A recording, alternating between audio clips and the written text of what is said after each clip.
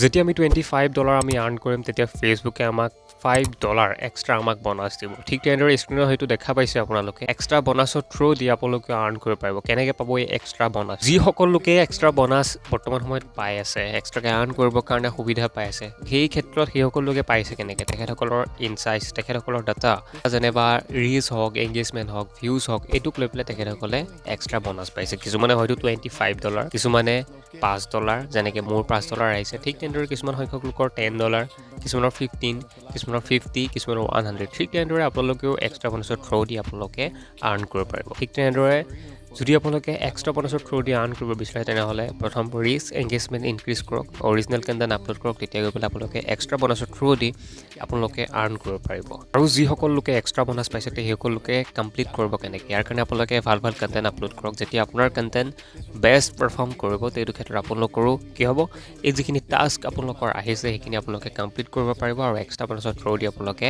এক্সট্ৰাকৈ আকৌ আপোনালোকে আৰ্ণ কৰিব পাৰিব।